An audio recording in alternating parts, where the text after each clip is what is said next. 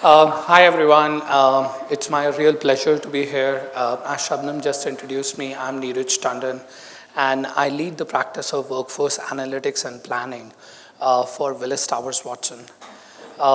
We as a company execute these engagements in the area of workforce planning and analytics, ranging from countries and companies like dot-com companies in China to traditional mining companies in Australia. But I would like to basically start this session by throwing statistics, which is coming out from World Economic Forum. And the statistics says that the rampant pace at which the world is changing, 65% of the roles that exist today will be obsolete by year 2022. So in next 5 years, 65% of the roles that organizations are typically doing today are going to change drastically. And the way the technology is evolving itself, organizations would be doing different kinds of work. They will be executing the work in different manner. And this is something which the World Economic Forum is actually calling as the future of work. But a lot of this work that we're talking about as future of work will be actually enabled through data and data insights. And the world of big data is something which has been very hotly debated for, I would say, past decade. And a lot of areas, a lot of functions, I would say, have inherited the world of big data quite, I would say they've integrated the world of big data into their decision making. And this is something which is the newest kid on the block as far as the people or HR as a field is concerned. So I would say HR analytics is something which is fairly new, which is to the world of HR, and is basically a fast emerging area where they're saying that all the gut-based decision-making that the organizations used to take yesterday would be replaced by evidence-based decision-making, which would be backed by data, which would be basically backed by a lot of analysis, a lot of techniques that companies have used in other fields that will be basically be used on the people side as well. We will be sharing with you today the framework of big data. We will be sharing with you the basic construct of what basically constitutes human capital analytics. And at the end of the session, we would also share with you multiple case studies where we have actually successfully deployed data for multiple organizations in taking human capital decisions and basically shown a tangible value or a tangible ROI which came out of these sessions. But as we start this presentation, we'll probably start with a story. Does anybody recognize this logo here?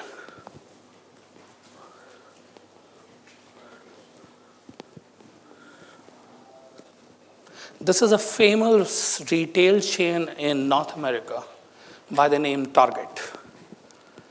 And to attract the right kind of customers, they use a lot of data.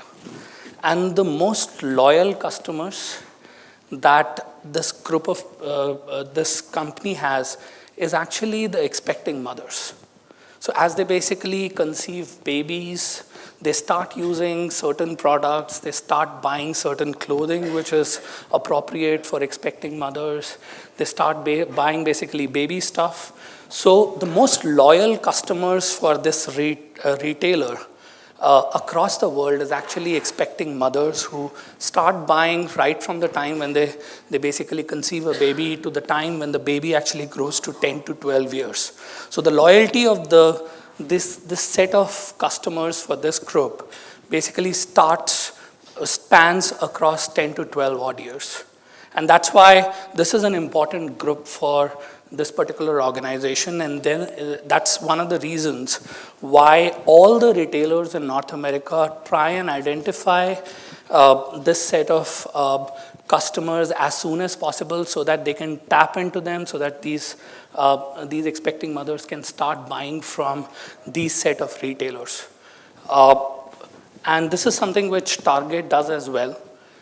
They use a lot of analytics to identify as early as possible the expecting mothers, and then start sending them baby coupons, which are basically discount on baby products and basically baby-related products, and so that they can actually attract these expecting mothers to the retailer stores to buy this stuff. But there was a very strange thing that was happening in this particular case. There was a family of a father and a girl child who was in her teens, just about 15 years of age.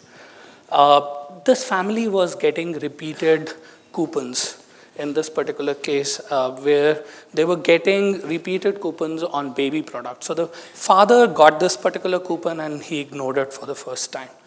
When it came in for the second time, it angered him.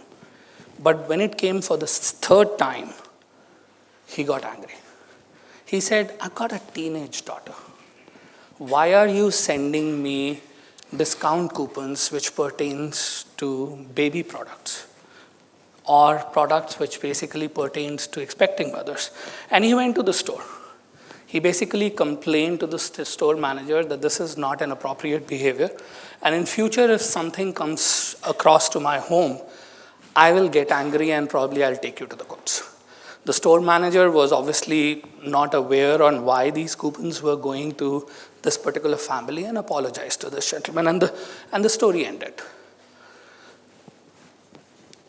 But what happened? In a couple of days, there was a realization. So this girl went to her father and confided in, saying that, yes, she was actually expecting at an age of 15.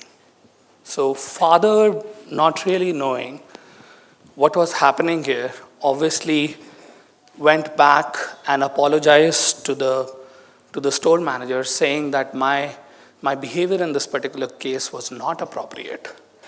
And probably you guys were right. But he was equally intrigued by the fact that how was a retail store able to figure out that her daughter was pregnant, where there was absolutely no information at all. And this story basically was all over North American newspapers as one of the biggest stories that a retailer was able to identify that the daughter was pregnant when her father was not even aware of it. This is the power of big data.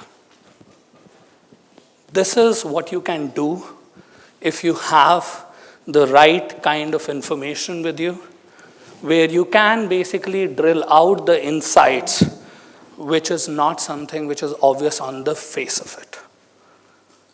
But I would like to ask you a question. We saw that slide with an angry father face. Do we know another individual in the HR fraternity who's trying to take similar kind of decisions without being properly informed? Mr. Thiru, can you identify with the situation? He's expected to basically increase the engagement in the company without really knowing what drives engagement in my company. So he's been taking decisions from his gut, his past experiences. That's good. And it really worked in organizations when they were like 1,015 people strong. But as the organizations grew in size, it's very difficult for HR fraternity to be personally in touch with people all the time to know what their aspirations are. So the next best alternative as the organizations are growing beyond a certain critical size is to basically rely on data to take these kind of decisions.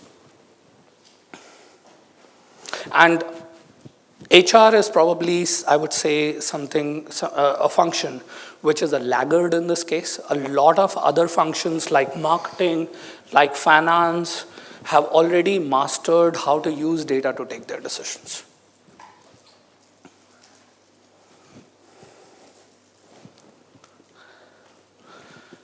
Now, what is big data? So we keep on talking about big data. How do we typically use big data? And what is big data and what is not big data? So what we have on the slide at this point of time is the basic definition of big data.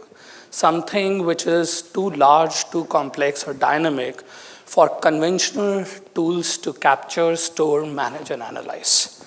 And that is why the IT fraternity in the world is actually working around to create tools which can actually capture big data so that organizations can actually take informed decisions when they're basically taking decisions related to people. At the end of the day, the people cost is almost 70% of the cost for I would say top Fortune 500 companies in the world. So that's the biggest cost for these companies. And unless they can actually capture this data effectively and take decisions on this data effectively, I think they're missing a big part of their cost within the organization. And that's where the workforce analytics typically help them in taking those decisions. But if we look at the second part of the definition of big data, it's actually the enablement which it causes in terms of decision making. So it allows an analyst to spot trends and give niche insights that helps create value and innovation in an organization. So that's where the real value of big data comes in. And at times when we talk about big data, a lot of times we think that it's only the enormity or the volume of data that is important. That's not the case. So when we talk about big data, there are actually 4 V's which have been classified as the most important aspects when we talk about big data. It's the volume. Yes, we said volume is an important thing.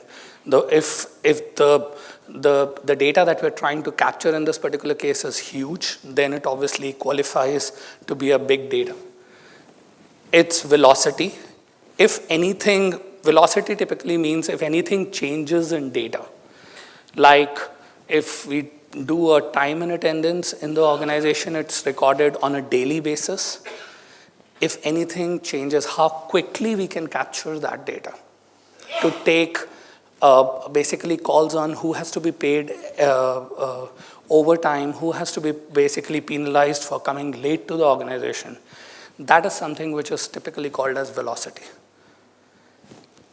The variety is how we can basically integrate data coming from multiple sources to take decisions which are integrated in nature instead of looking data in piecemeals.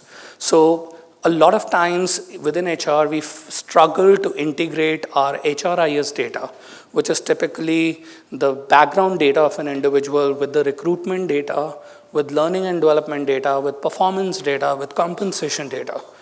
So a lot of times these data sits within the organization, but they're not integrated enough for an individual to take decisions. And that is where I think a lot of organizations are today investing in technology to make sure that the data is not only captured at a single place, but integrated into a business intelligence platform so that intelligent reports can actually be generated out of that. So that's primarily variety. And finally, the veracity.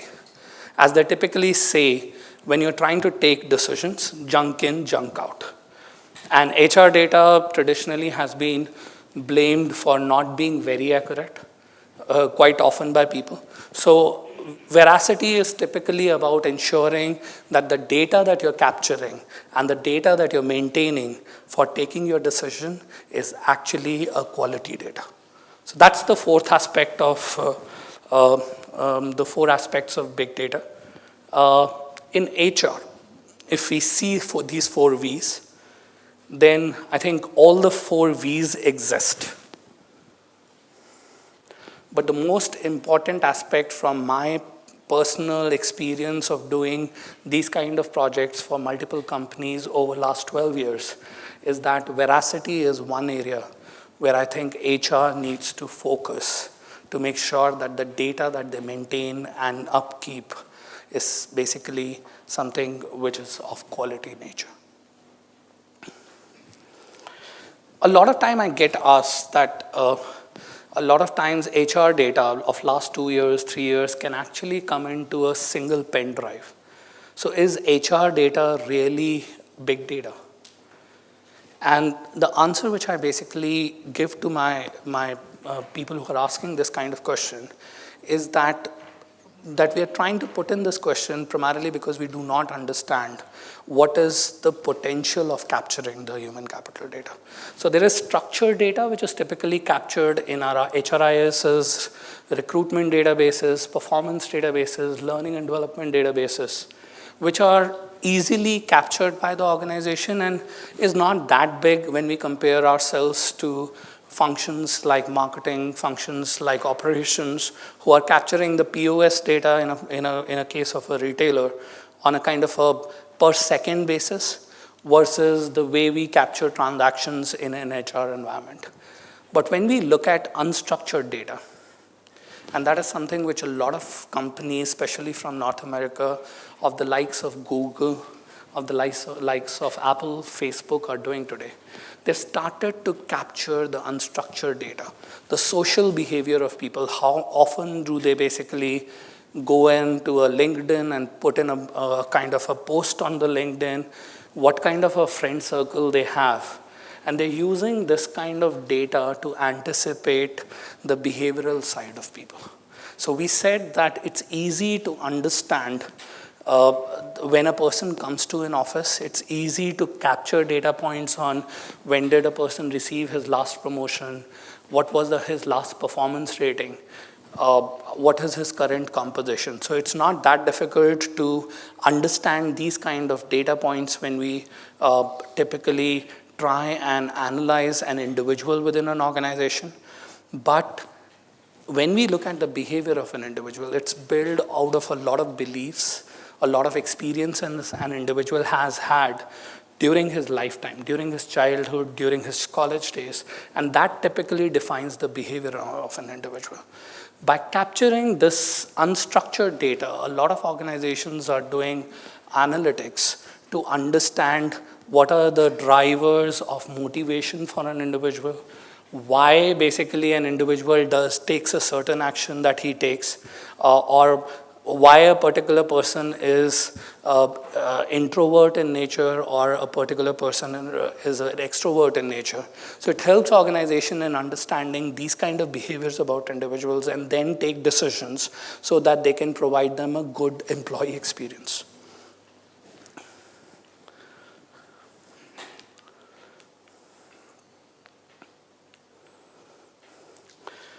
When we talk about basically digitization of HR and bringing in big data, then there are basically 3 key elements that we need to look at.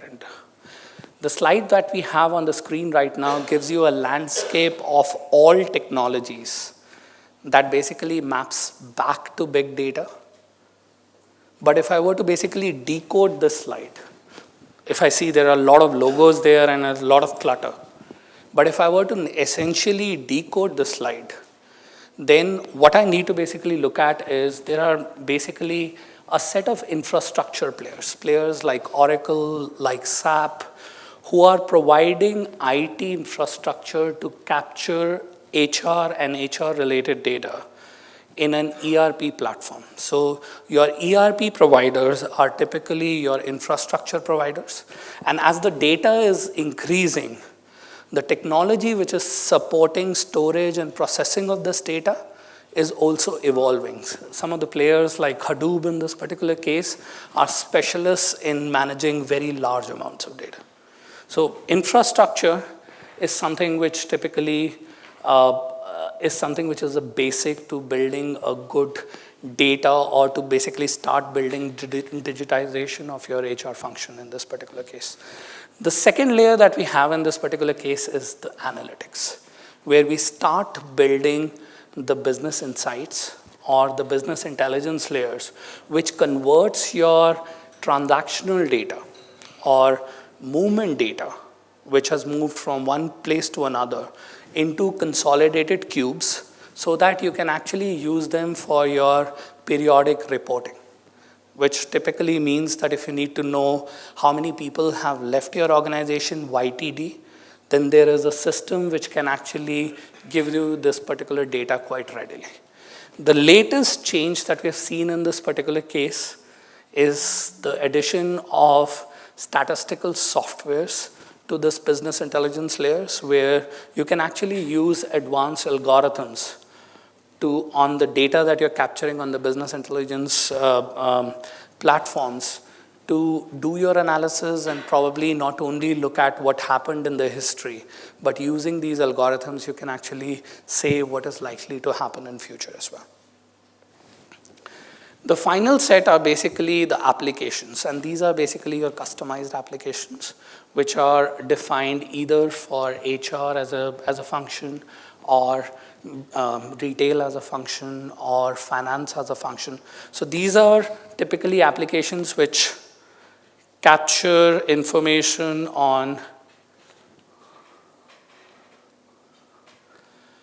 the data that you're trying to do. So any recruitments that you do, the data for that recruitment or the candidate would be captured on the application side. And there will be a business intelligence layer that will be built on it. That is the analytics piece of it. And finally, the infrastructure, which would be typically used to store data in this particular case. Is anybody out here aware of the Gartner hype cycle? So this is a cycle which is used for seeing how a technology would typically evolve, and looking at how historically technologies have evolved. What they say is there is generally a hype about a particular technology, and then it falls short of the expectations of the people, and then finally it matures to its end. If you look at big data, in this case, it's at its peak. So everybody in the industry is talking about big data. And looking at the Gartner's hype cycle, it seems some of the expectations from the big data in this particular case are more hyped than actually what the technology can deliver on the ground. But there is still about 5 to 10 years that are likely to go before big data as a technology would mature, as probably the predictive analytics have done at this point of time. But we move on to how big data would actually be used on the workforce analytics side. Yeah, please.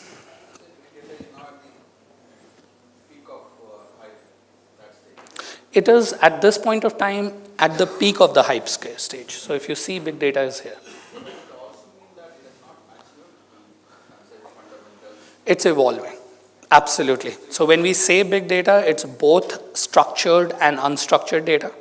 I would say in terms of technology, the big data has evolved quite a lot in terms of structured data. But they're still playing around on how they would capture and analyze unstructured data. And that is where probably the next set of evolution is going to come.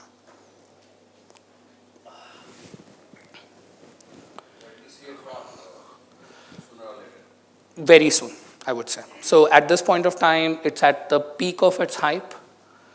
It will have its own fall, and then it would evolve from the fall that it would. That's the way most of the technologies have evolved historically. So workforce analytics, as I said earlier, is the newest kid in the block as far as the field of big data is concerned.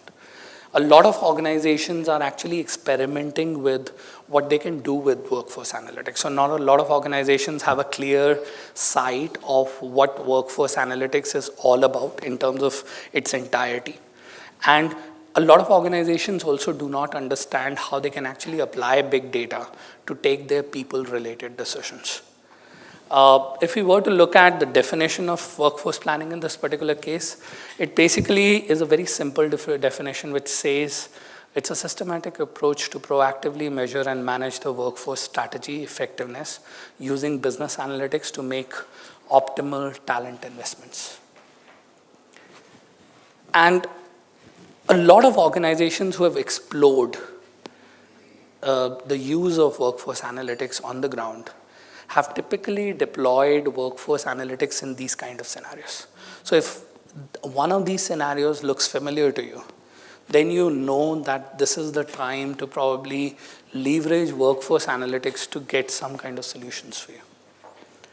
If you think that the organization at this point of time is in terms of fiscal stress, you need to manage cost. There is no way there is a kind of a control on the people cost. Then you need to deploy workforce analytics so that you can understand whether the cost being allocated to different individuals within your organization is providing you the right kind of ROI for the investment that the organization is making or not on the employees. You typically use workforce analytics in a case where there is a rampant expansion the company is actually doing, especially applicable for .com companies these days who are expanding their businesses, startups who are expanding their services into various operations, various areas. Some of the key questions that they keep on asking is, where do I get my talent from? Which is the best place to open my office? Which area or skill set should I really be investing in so that my revenue growth is sustained, or my strategy that I have for next 3 to 5 years is something which I can sustain over a period of time. So those are the kind of questions which can very easily be answered by using workforce analytics as a practice for organizations. Some of the other scenarios where we have typically seen organizations deploy workforce analytics, including acquisitions, merger and acquisition scenarios, where you need to basically understand what are the two different pyramids, organizational pyramids, different organizations are following at a particular point of time, and how to basically integrate those two pyramids, whether the cultures of two organizations match or not, whether it will be the cultural differences which would basically make a merger fail or not. These are a few areas where even before you lurch into an acquisition or a merger situation, these are few areas where you want to basically see whether the revenue that you see from the other organization is that really backed by a good people strategy or not. And that is where you bring in people analytics to understand the two different organizations and see how the future organization is likely to look like, how the cultures would unite, and then probably take a decision whether the acquisition or a merger makes sense or not, or how can you actually best go about doing a merger or an acquisition.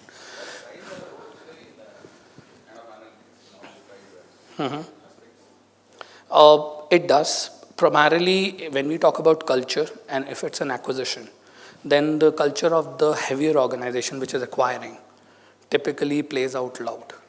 So what we typically do in this particular case is we float a cultural survey in both organizations to see where you can actually find the synergies, where are the places where you would find differences, and how can the management from both the sides can ensure that these differences are actually made to rest before the real acquisition or a merger happens. That's another aspect, is social data. It is, and it is an important one, because we did one of the studies which said that one of the key reasons for an organization, or for an acquisition or a merger to fail, is that the two organizations are not able to integrate culturally. So all the other aspects being fine, if they cannot integrate culturally, it basically makes a merger or an acquisition ineffective. Some of the other areas, I think the initial bit in HR analytics actually evolved around monitoring. Sometime way back in 1976, where John Boudreau wrote a book on measuring the effectiveness of HR. And thus came a lot of HR metrics to measure how HR can actually function more effectively. This is something which got rolled over to other parts of the organization as well. So if you feel that your organizations are, or your organization is not working productively, or if there are productivity issues within your organization, that's a good place to do workforce analytics, where you can see on the ground how the productivity variance is happening across your workforce and see what could be an optimal level of productivity for your workforce in this case. And finally, HR analytics basically works very well in terms of risk avoidance. Risk avoidance in the sense that if you're losing a lot of people, and retention is your issue, then workforce analytics is very effectively deployed on the ground to do retention analytics and see what are the key reasons why people are leaving you. If attraction is an issue, you're not able to attract the right kind of skill sets, then workforce analytics can very effectively be deployed to basically do the attraction analytics. Can I ask a question? Sure. My question is, like, in case of target, Uh-huh. the data, the data on this level must have been through ad research, social media, whatever. Right. In case of employee, how do I build this data? This kind of data. So there are two ways in which you build it, and I'll share a few examples later in the presentation. One is obviously the data that you're capturing as a part of the employee life cycle. When you recruit an individual, there are a lot of people who apply for the jobs. So you build a candidate database. They go through the entire selection cycle. You basically capture that data to see how effective is your recruitment in this particular case. But not only that, you also see how quick was the candidate in responding to the queries that the organization had sent across. How did the candidate fare in multiple assessments that you basically did? Interview 1, interview 2, if there was any kind of a scientific assessment that was a part of it, then you captured those scores as well. You not only look at the current candidate performance, you also look at his history. What kind of a background does he come from? Is he an engineer? Is he a kind of a polytechnic graduate? So you see what kind of a educational background that employee is coming from. You check what kind of a family background he's coming from. You see his previous experiences. So all those data points are something which are covered as a part of his entire journey. As he joins the organization, it's basically right from the 3rd month evaluation when the manager says whether he's a good quality hire or not. That's a data point that you capture. You basically constantly capture what kind of learning and development activities he went through. You see what are his performance ratings and how they're improving or how they're deproving. So you see these kind of data points throughout the employee life cycle, and they give you tremendous amount of information to take decisions. Yeah. Another question.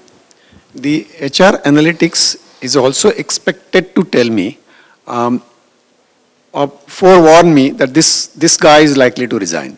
Okay. Absolutely. How do I build that data which will forewarn me that this guy is likely to resign? What is that data? What are those data points, and how do I build that data? So we are sharing a case study with you. And it's actually, HR analytics actually helps you to come down not at an organizational level, not at a functional level, but at an employee level. It tells you that this guy is at a high probability of leaving the company, exactly, and you should take a customized decision to retain him. That's what I'm looking forward to. Now, the factors that we're talking about in this particular case are not consistent for all organizations. So if I'm doing this work for Citi tomorrow, then I would have certain set of factors. If I'm doing this for JK Tires, I might have different set of factors. So I have to basically start working around with whatever data points you have, and then probably build backwards to see which are the relevant variables that are impacting retention in your organization. So that's probably the kind of a catch-22.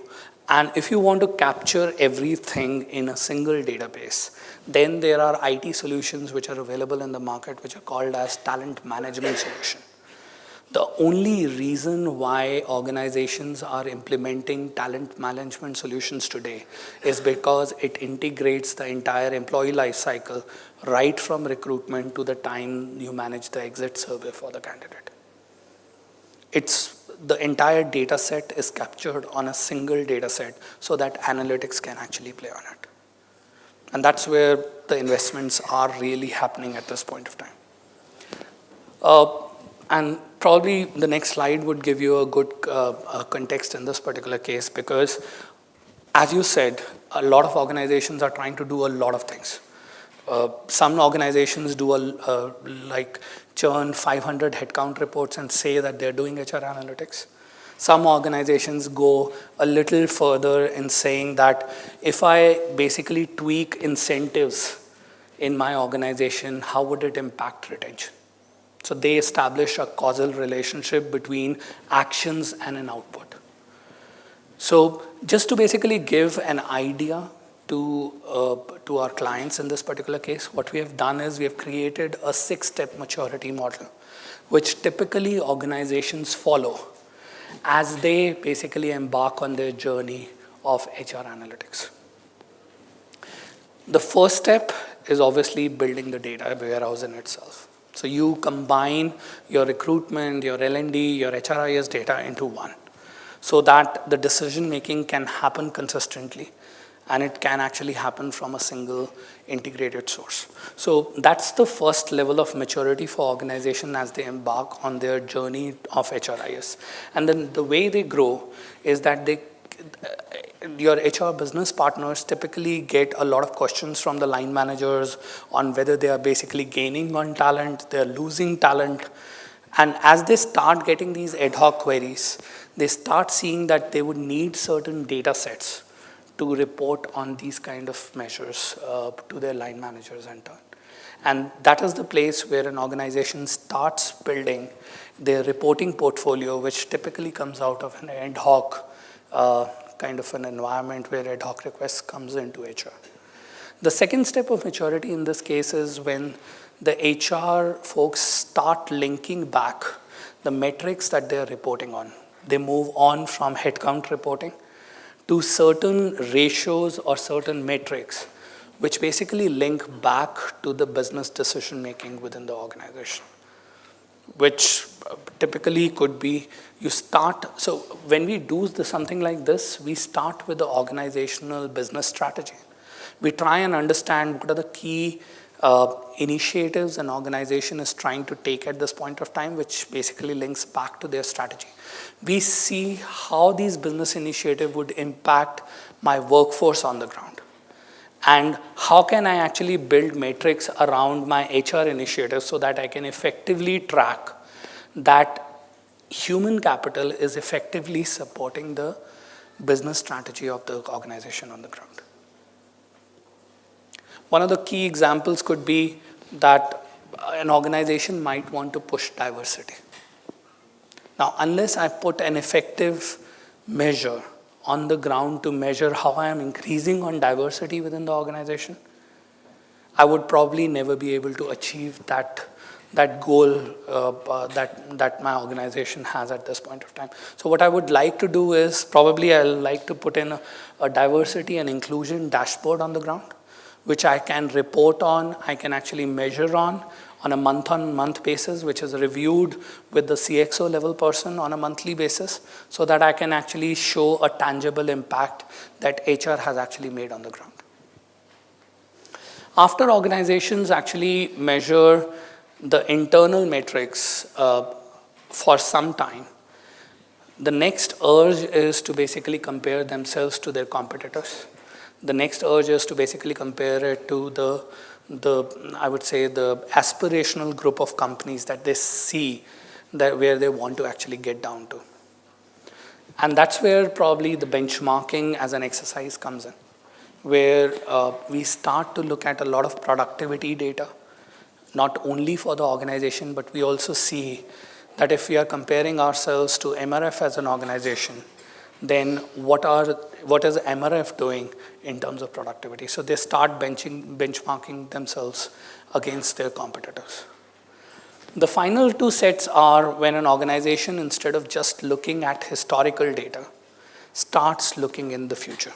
So there are trends that starts to emerge. Like you would have certainly seen spikes in attrition in the organization after people collect their bonuses. That's a seasonal trend that we see in the organizations. So after these organizations see certain patterns, they basically start projecting what is likely to happen in future. And they also start seeing, if I basically tweak a certain variable in my organization, which could be a decision around annual incentives, which could be a decision around compensation, what is likely to be the output impact of that? So they start establishing the causal relationship within multiple variables in this case. And if you see the y-axis and the x-axis in this case, the organization basically moves from wondering where my data is to what happened in the history, to start answering questions like what is likely to happen in future. Can I predict performance of an individual? Can I say that if I hire this individual, he will be a high performer? Can I say that if I put this particular leader or a manager into a leadership position, will he be successful on his current performance or not? So those are the kind of questions that analytics can actually help you answer. And we will show that to you in certain case studies. But the return on investments that you typically get from these kind of decisions are exponentially high. So if you tend to take decisions on what happened historically, you get certain returns on your decisions, but history is history. But if you're able to basically tell what is likely to happen in future, then obviously you have a kind of a power, or you have insights of changing future to a certain extent. And that is where the return on investment is much higher. We typically divide talent analytics or human capital analytics into 3 different pillars. One is where we have already talked about this particular concept quite in detail, where we use internal HR data to take decisions on people, which is typically the area of workforce analytics. There are 2 other areas which are very important for an organization to take their decisions. One is workforce planning. So all of us understand that the world is changing quite drastically. So digitization is basically forcing a lot of companies to change the skill sets. Automation is basically taking away a lot of mundane, repeatable jobs away from people, which tomorrow would be done by machines. So it's important for an organizations to not only look at their workforce from a today's perspective, but also to look at their workforce from tomorrow's perspective on what kind of skill sets, what kind of people, and how many of these people would you require 3 years from now, 5 years from now, 7 years from now. Because as I said in the beginning note when I started this particular presentation, 65% of the skill sets that exist today would no longer exist in 2022. So that's the kind of change, that's the kind of transformation that we're talking about. So it's important for organizations to typically look at their own workforce strategy on how they want to basically evolve in the future. The third one is the locational analysis. So if tomorrow JK decides to put up another plant in another city, one of the key aspects that you would like to evaluate is what kind of skill set or labor is available in that city. At what cost is that available? Are there any kind of labor issues that are associated in acquiring labor in this case? If I am actually looking to hire skilled labor or even move skilled labor from other cities to this particular city where I'm opening my center, will people be open to move to these cities? So these are some of the elements that a labor market research kind of a project can actually help you solve questions like these. So these are more like high level organizational impact kind of projects that we can actually undertake for organizations. With this, we come to our first case study, which is the attrition analytics case study. I think we talked about this a little while earlier, where analytics actually helps you to get down to an individual level, saying that X individual is at a high probability of leaving the company versus Y individual who is at a low probability of leaving a company. And the case study that we have for you is a case study of a financial services company, which was reeling under the attritions that it was facing in a particular role, which was a phone banking role. It was a kind of a night shift role, where people used to come in at 9 o'clock in the night and leave only around 5, 6 in the morning. And the attrition percentages for some of these processes was as high as 70%. And we did a ROI analysis in this particular case where we were able to establish that the cost of one individual leaving the company was actually 150% times the annual salary of an individual. So with 70% of the attrition, and after having lost almost the entire team within I would say this company was losing its entire team within 3 months with 70% attrition.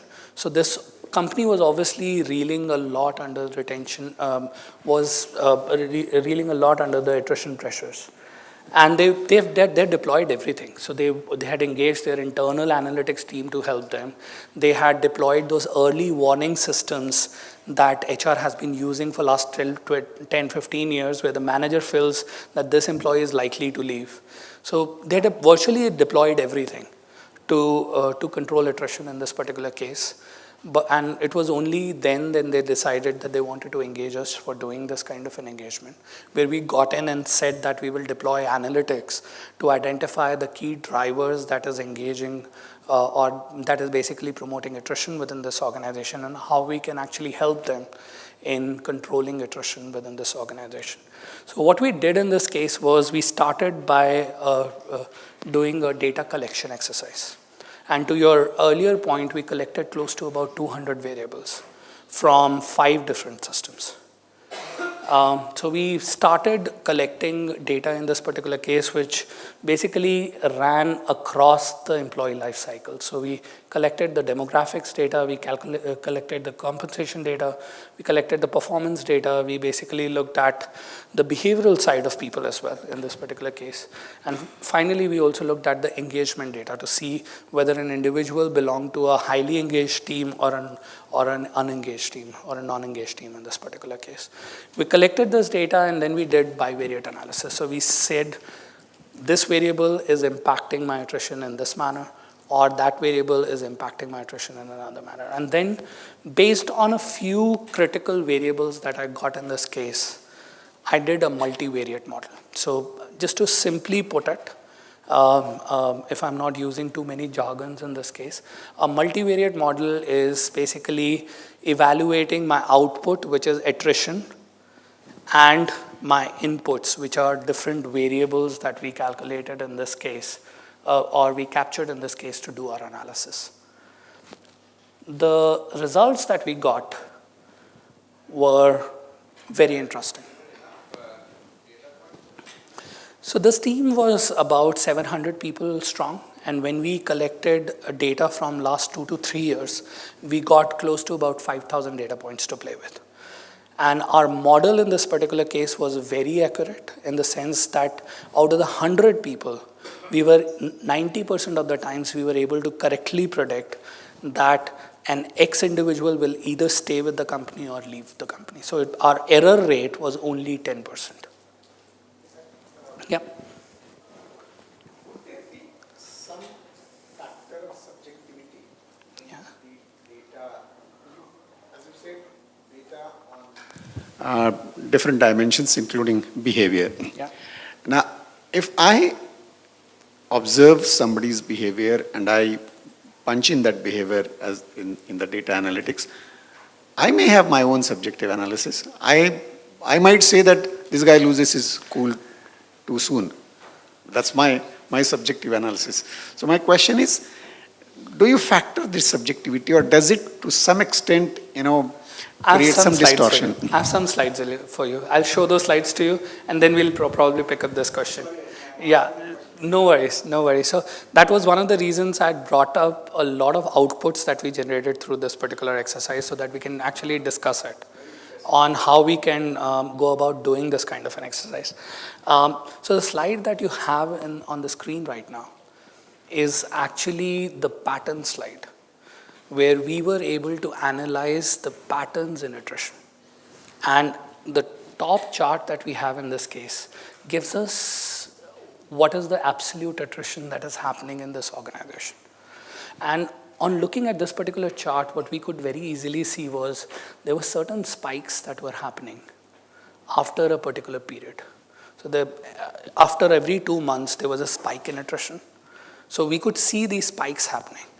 And what we did in this particular case was we deconstructed the entire time series into its individual components. The individual components that we were able to distinguish in this case was the seasonality, the trend, and finally the component which we were not able to explain using our time series model. What we could definitely see when we analyzed the seasonality was that between October and January, there was at least a 3% spike in attrition that was happening within this organization, which was impacting the overall attrition by close to about 13 to 14 odd percent. So we went back to this organization trying to check what could be the possible reasons for this spike, because this is something which is not natural. We thought quarterly bonuses could be one of the reasons, because they used to pay out bonuses on a quarterly basis. But when we looked at the seasonality, that came out to be flat. That definitely was not one of the reasons. So we went back, we checked, and what we realized was that October to January was a period which was a peak period for this organization. And this organization had at least 2 competitors within a 10-kilometer radius of the place where they were operating. And being the peak period for all 3 organizations, there was a lot of cross-poaching which was especially happening during this particular period. And we were able to basically, looking at this data set, we were able to go back to the organization, tell them that this is a critical period for them. You have to have your line managers close to your people so that they do not lose people to the competition. So we said we started with 200 odd variables. We started analyzing what is an impact that each variable is having on attrition. But we also had to determine which is the most important variable that is impacting attrition and which is the least important one. So what we did was we basically deployed a step-down approach in this particular case where we eliminated the variable which was not important. What we got was, out of the 200 odd variables, we got a list of 11 odd variables that were really impacting attrition in this case. And guess which was the top one? You can read it from there, yeah. So there were certain groups of supervisors, so not to definitely say that all supervisors are bad in this case. So that when we analyzed data, what we realized were there were certain groups of supervisors who were doing very well in this high attrition trend. So they had their attrition percentages which was as low as 10% or 15%. But there were certain set of supervisors who were losing almost all their people. So obviously we had to go back and highlight this as one of the variables which was impacting attrition to an extent of 73% in this case. So that came out to be one of the key reasons. The second most reason in this particular case was the last rating. The last rating an individual got.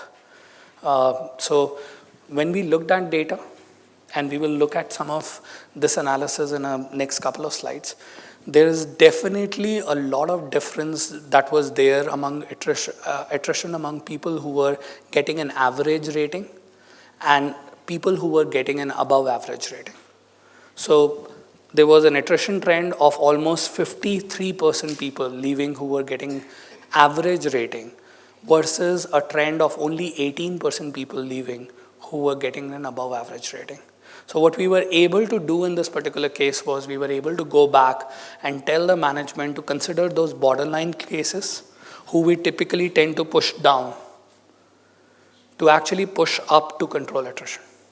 And we created a ROI case in this particular case on the additional increment that the organization would have to give if they were to push these people to an above average category. And basically the trade-off still basically gave a lot of return on investments on the attrition that the organization would be able to bring down as a result of this particular decision. I'll take a pause at this point of time for taking any questions on any variable that you might have on this particular screen. This is analysis or This is something which was done for a particular company. So yeah, the technique used in this particular case is multivariate. was it just deriving association of individual variables with the cause? Yes, so there is a more advanced technique that forms as a part of the multivariate regression that is called as logistical regression, which has a bivariate output, a 0 and a 1. So 0 in our case was an employee who had stayed with the organization, and 1 is where the organization had left. So we had used that particular technique to determine which variables are actually impacting our attrition in this case. No, it could have been, you stated that number one reason was the supervisor. Yeah. It could have been that not, some supervisors, yes, the attrition might have been very high. At the same time, within that, there were people whose rating was at a particular level, that kind of clustering. So you're saying combination of variables in this particular case. So for our action-oriented purposes, what we did was we looked at, so every supervisor gets a normal curve. So I am entitled to give as many, I would say, high-performing individuals as probably I'm entitled to give a low-performing individual. So even in that normal curves kind of a scenario, if I'm losing 85% of the people, whereas there are certain supervisors who are able to retain 15%, only lose 15% of the people, then obviously there is a difference among the manager kind of capabilities of those supervisors, and that is something which we needed to bring up. Okay. Good. So I'll take a pause to see if you have any question on any other variable in this case.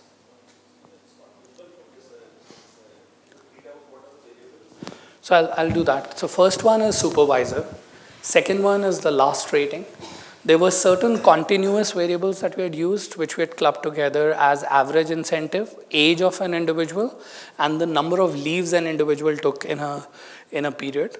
The fourth one is source of hire, which typically means whether he was hired through an internal referral, whether he was hired through a consultant, or there was a specific consulting firm that was basically bringing this individual into this company. The fifth one is the educational background, whether a person has a BCom or a BE or MCom or as a hotel management graduate. So these were a few categories that we evaluated in this case. The sixth one is the last employer. And this came out to be pretty significant as well, where we looked at if this individual was joining this company, which was the last company that he was joining from. And a very interesting analysis came out of it. So there were certain employers when they were actually trying to hire from, they had better benefits from this particular company. And when these people actually joined this company, they realized that the benefits might not be as good. They were almost losing good 70 to 75% of these people coming from certain companies. So one of our recommendations that went to this particular company was not to hire individuals from those companies unless they can actually improve on their own benefits. So what was your recommendation to the first one to the supervisors? I'll come to that. So seventh one was the voice interviewer. So voice skill was something which was most important in this kind of a role. So anybody who was scanning an individual who could perform at a voice skilled role was something which was an important person, because he was really deciding whether the skills that an individual had will sustain him through the pressure of the job or not. So that is something which came out as a kind of a seventh variable. And the last one was who was the voice trainer. So these are a few variables that came out as significant out of the 200 odd variables that we had basically evaluated. I have another question. Sure. See, after all, this is statistical association. Absolutely. And this would have a certain level of confidence, degree of confidence. It won't be 100% at 100% level. That's where I said that the accuracy of the model. So what we did was when we were constructing this model, we actually divided the data sets into two. One data set was something which we had used for modeling. Yes. The other one is something which we were for testing. And once the testing was done, the accuracy of the model came out to be 90%. 90%. Still, my question is just playing devil's advocate. Yeah. You find a wrong supervisor and sack him as a recommendation. We are not recommending that. No, suppose, you may take such kind of action, no? Yeah. So it would be detrimental to the entire purpose, why you are doing this. And That's one case. But if I incentivize good supervisors, which is 80% of what my data is saying, 90%. or 90% of my data is saying, if I incentivize good supervisors, then I'm actually taking my organization to the next level of performance. So, yeah, absolutely. How ethical is this? And are you bringing in racial discrimination? So, I'll have to ask you a question, Mr. Thiru. You go to office every day? You take a particular route? Why don't you alter your route every day? Question. It's a... You sell this product to your buyer, this may sound good. But instead of telling the buyer how to enhance his benchmark, so that kind of a company. That is the right thing. So, This what... is the temporary problem that we are resolving. So it's not a temporary problem, Mr. Thiru. This company was actually bleeding in the sense that every attrition that they were facing was costing them 150% of the annual salary of an individual. And at 70%, their operating cost, which was going into attritions, was actually higher than even paying salaries for individuals. So in this particular case, this was obviously impacting their bottom line operations. So the logic which I was driving in this case is a lot of what we do as a part of statistical analysis. It's a little probabilistic, so I don't say it's 100% right, but I still say it's 85 to 90% right. So my decisions in this particular case are at least driven in the right direction.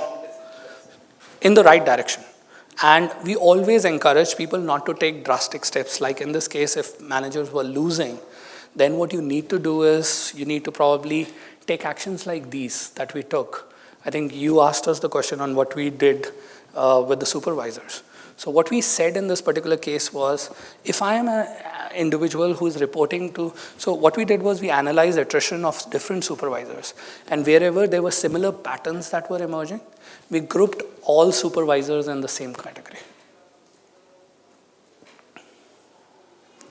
And what this statement really made is the model was able to give me a probability that if I report to a supervisor, in this case, group 1, then the probability of my leaving the organization is 45%.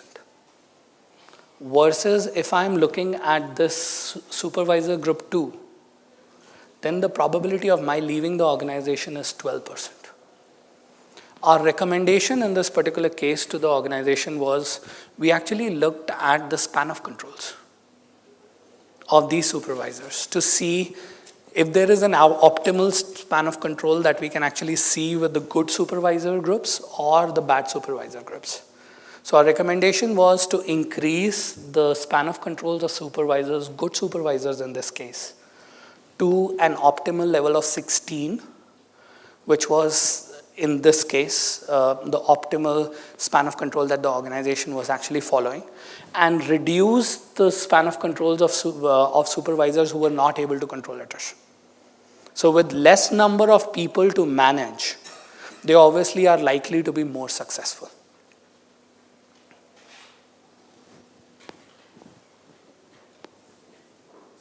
And as you can see from this particular chart, some of the supervisors are like retaining 90% of the people. Some of the supervisors were losing 90% of the people. And this was like very, very prominent in terms of trend. I'll come back to that multivariate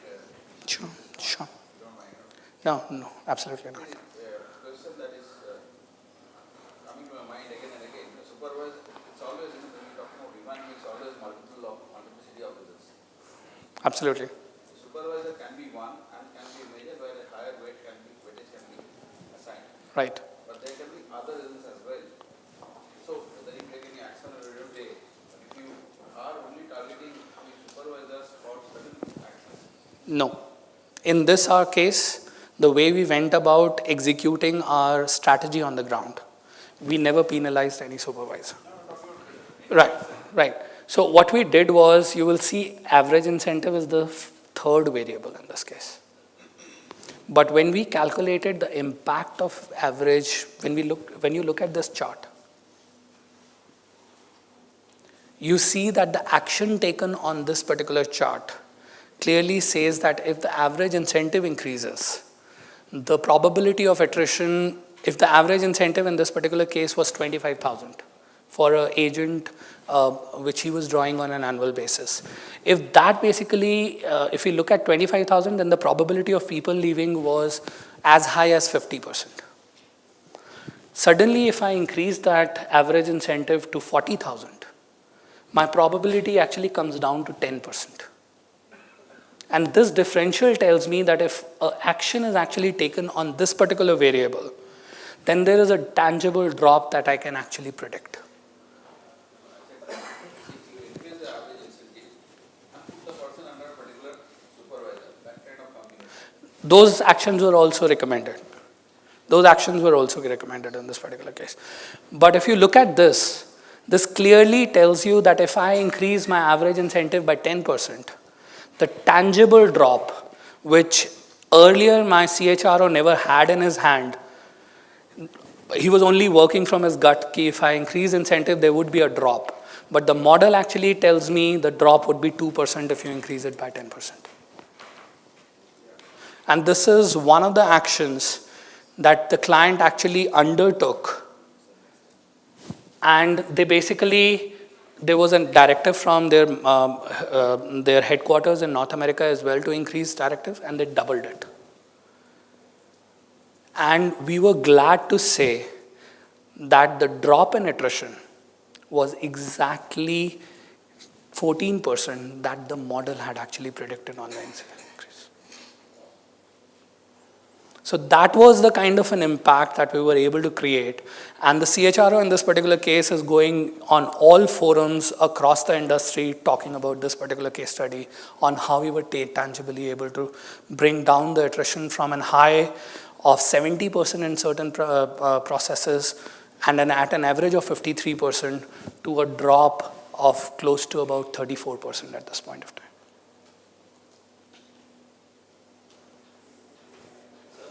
Yes, please.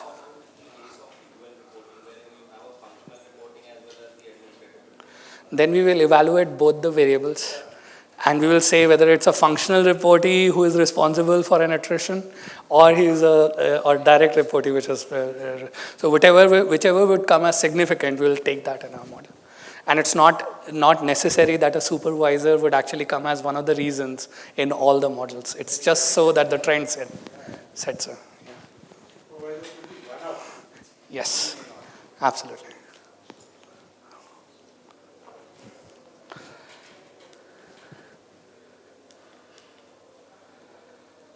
So this is one slide which I wanted to actually show you how we use this model on the ground and how it can actually help an organization to implement it on the ground. What the model is doing is, once we have created the model, we overlay this model on my current employee base. And based on the probability of attrition, the model assigns at an individual level. The organization can actually segment its workforce, saying that this particular workforce is at a high risk of leaving the organization versus this particular workforce which is at a low risk of leaving the organization. Once I have identified the people who are at a high risk of leaving the organization, then I can actually design my retention plans to target these individuals and then retain these individuals at the end of the day.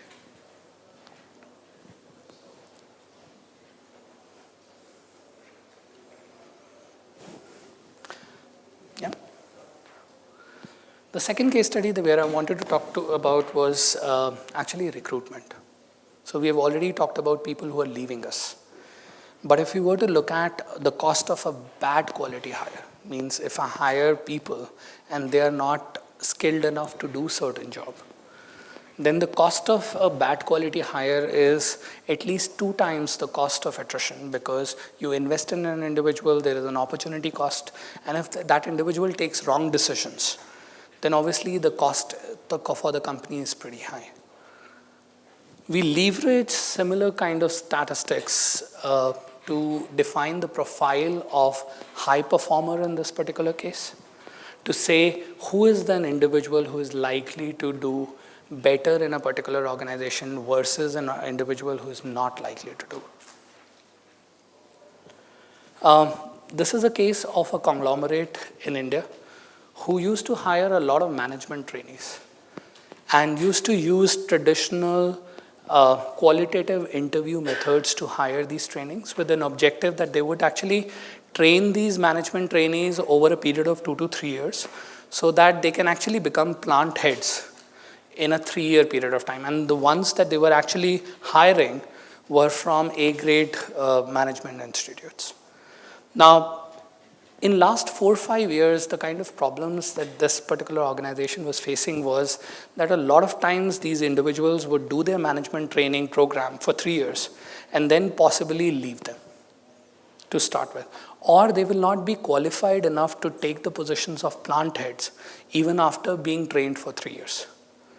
So this organization, which was facing issues in identifying the right kind of people right at the beginning so that they can actually optimize their investment in these individuals for 3 years so that they can get the right kind of plant heads at the end of 3 years. So they came to us with this kind of a problem statement, and the solution that we gave to them was to add certain set of assessments in addition to the qualitative interviews that you were doing. So there is a lot of bias that exists when you just do qualitative interviews to hire people. People want to hire their lookalikes, in the sense, if somebody looks similar to what you are, you typically tend to get impressed with those guys. And if somebody is a little different, you think that he or she would not fit into the organization, where this bias could be totally wrong. So what we told them was that we didn't suggest that they should actually do away with qualitative interviews. But in addition to qualitative interviews, we added a set of variables or a set of assessments which gave us ability to judge the cognitive abilities of an individual, which gave us an ability to judge the psychometric abilities of an individual.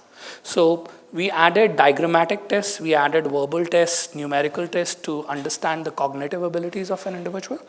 And we have a product called as Savills within Willis Towers Watson, which was typically used to do the psychometric profiling of individuals. Now, what this model was able to do in this case was an individual who comes in from a different experience, different educational background, different family background. These are all qualitative measures. So I cannot compare 3 different candidates with 3 different experiences, 3 different educational backgrounds, and 3 different family backgrounds and say that this is the best individual for my organization. But the statistical modeling that we do, just like the way we did the probability of attrition, by looking at the historical performances of individuals within the company, we were able to define a model profile of a high performer in this organization. And the closer this particular profile was to the high profile individual, the better the chances were that this particular person would succeed in this organization. So this model was actually able to allocate a probability score of success. So you were able to translate those subjective variables, which were like experience, education, into a single score where you can actually compare 3 different candidates by looking at his probability of success within the organization. And that is obviously a lot of power for an HR guy to have go back and have a kind of a meaningful conversation with the line managers on who could be the best candidate for a particular position. What we have here is a sample analysis that I wanted to showcase in this particular case, which came out from Savills. So just spending a couple of minutes on what Savills as a kind of a assessment is. It basically analyzes an individual on his behavioral traits, on what he believes is something which he does in his work environment. And basically it evaluates an individual on 108 facets, which are combined into 36 behavioral traits, and which are finally combined into 14 behavioral clusters. So what you see in this case is all traits which are clubbed together to form certain clusters. But the final output of this entire exercise is to see whether an individual is basically process-oriented, he's detail-oriented, he is good in adapting to change, he is good in influencing people, and he's good in solving problems. Yeah, I think What they call OPQ? Savills this is not OPQ. This is something which we called as a wave as a model. So what we did in this case was we administered behavioral assessments on individuals, and then we tied back this data to performance. So we basically segmented our workforce in this particular case into two different categories. One was my high-performing individuals. The other was actually non-high-performing individuals. What this assessment gave me was the key attributes that were actually distinguishing my high performers from my non-high performers. Now, equipped with this data, I can actually go back and tell my recruiters to look for similar kind of behavioral traits when you're actually hiring people, because these are key attributes of a high performer in my organization. Not only this, we actually did discriminant analysis in this case to distinguish what was the difference in each parameter between my high performers and a non-high performer, so that I know if I have to bridge this gap by doing learning and development or upskilling people, then what kind of an effort that I need to put in. So if you can see here, if we look at this, then empowering individual as one of the traits came out was key for a manager to be successful. And the difference between a high-performing and a non-high-performing individual was almost 11 points on a scale of 100. Whereas if I look at the second variable, the difference is even more. So it not only gives a kind of a quantitative input for HR individuals in terms of which is the important variable, which is this list in this particular case, but it also tells HR individuals on what kind of an effort would it actually require to bridge the gap between a non-high performing group and a high performing group.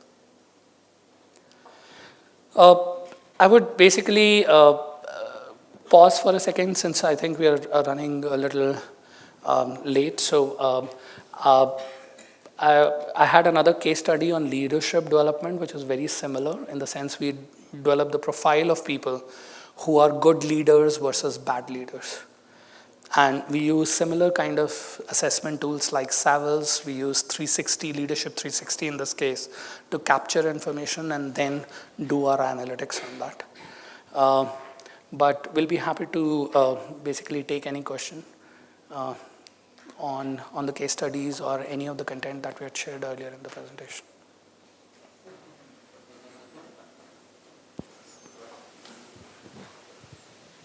Yeah. Sir, while leaving the person, as you told that 50%, 53% of the person were living as they were rated average, and 18% were as they were rated above average, they were leaving the organization. So it will it lead to more amount of dissatisfaction, sir? So obviously it was leading to a lot of dissatisfaction, and I think the previous speaker who talked here obviously talked about partiality that a lot of people perceive within the organization. Yeah. And some of the people who were rated as average were perceiving this as unfair, and that was one of the reasons that they were leaving the organization.